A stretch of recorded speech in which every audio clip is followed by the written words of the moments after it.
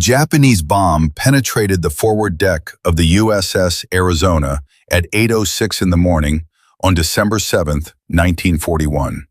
It reached the forward ammunition magazine, nearly 1,000,000 pounds of black powder and propellant stored in the hull. The explosion that followed was visible from miles away.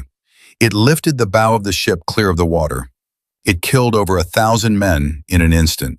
It created a fireball that engulfed everything above the waterline. Most of the crew died in those seconds. No warning, no chance. One man inside that fire was still alive. His name was Donald Stratton. He was 19 years old. And what happened next is the reason he did not die where the others died. Donald Stratton was born in Red Cloud, Nebraska in 1923. He grew up during the Depression in a small town, in a family that did not have much. When the Navy offered a way forward, he took it. He enlisted in 1940 at 17 years old and was assigned to the USS Arizona, a battleship launched in 1915, nearly 900 feet long, carrying a crew of around 1,500 men.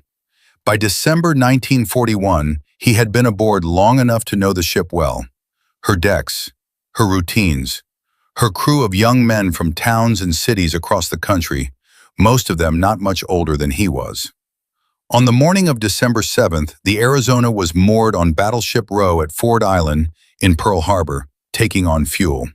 The fleet was at rest. It was a Sunday. No alert had been issued. No one aboard expected what was coming.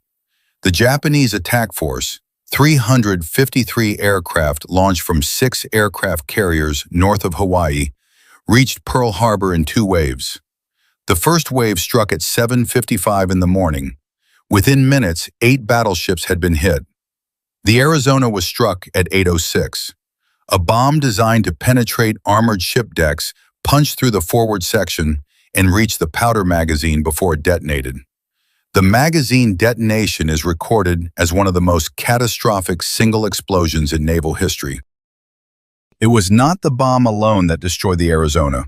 It was everything the Arizona was carrying. Her own firepower turned against her in a fraction of a second. By the time the smoke cleared enough to see, the ship was already dying. Stratton was at his gun when the ship ceased to exist around him.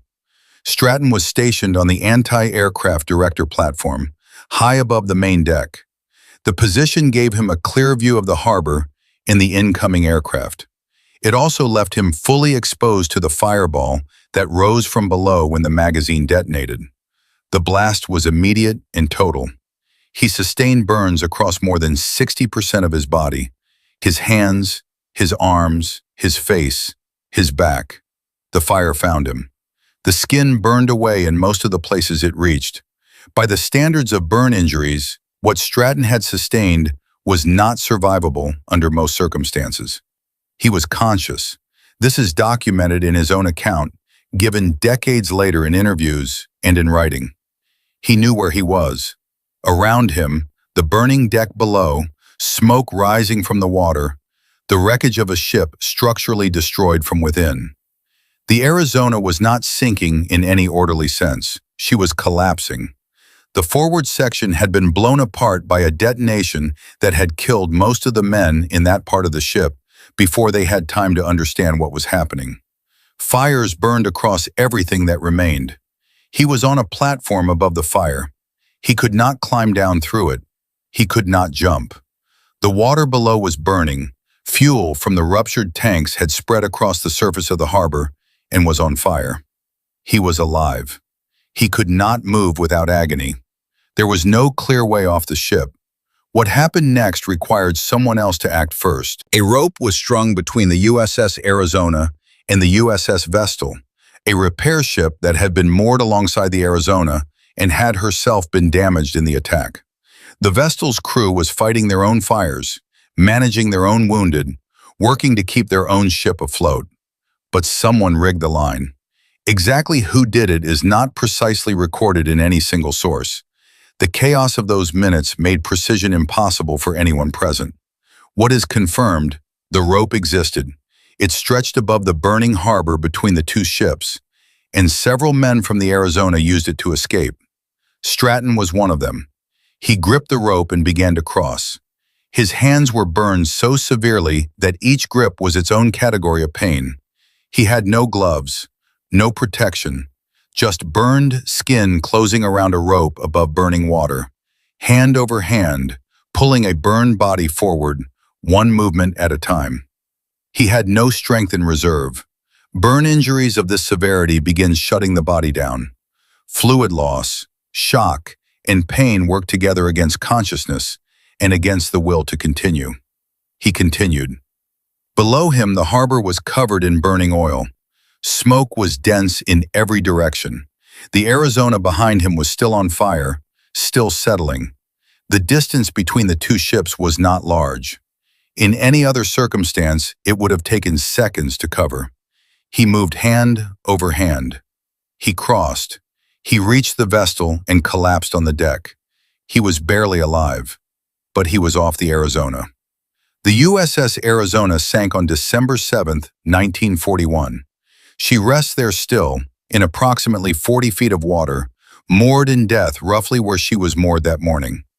Oil still seeps from her hull. After more than 80 years, the ship continues to release fuel into the harbor at a slow, steady rate. The ship that never left has not finished sinking. Of the approximately 1,512 men aboard when the attack began, 1,177 were killed. Most died in the explosion or in the fire and flooding that followed within minutes. Many were never recovered. They remain entombed in the wreck. The USS Arizona Memorial, built directly over the sunken hull, is a burial site as much as a monument. Stratton was taken from the Vestal to a field hospital and then to a naval hospital. In those first days, his survival was not assured. Burns covering more than 60% of the body create cascading medical emergencies. Fluid loss, infection risk, damage to the respiratory system if smoke was inhaled, and the ongoing shock of tissue destroyed on a scale the body struggles to manage. He received blood transfusions. He underwent multiple surgeries. Skin grafts were performed across the most severely damaged areas. The recovery lasted months, the slow and painful reconstruction of a body the fire had taken apart. He was eventually discharged from the Navy. The burns left permanent damage. He wore the marks of December 7th on his body for the rest of his life. He returned to Nebraska.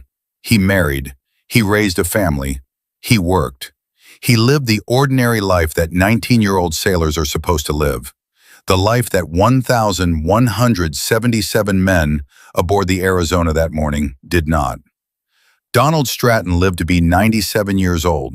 He died in February 2020 in Colorado Springs, Colorado. In the decades between Pearl Harbor and his death, he was not widely known. He did not seek attention. When he gave interviews, he answered questions about that morning with the directness of a man who had spent a long time living with the answers. He returned to Pearl Harbor. He attended memorials. He watched the generation of men who had been there with him disappear. Year by year, the Pearl Harbor veterans thinning until almost none were left. He had been among the youngest survivors of the Arizona.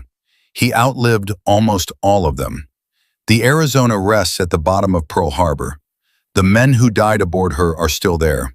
Sons, brothers, fathers, men in their late teens and early 20s who were eating breakfast or sleeping or standing at their stations when the morning ended for them without warning. Donald Stratton crossed a rope above burning water and lived. He carried Pearl Harbor with him for 78 years. He was the last living crew member of the USS Arizona.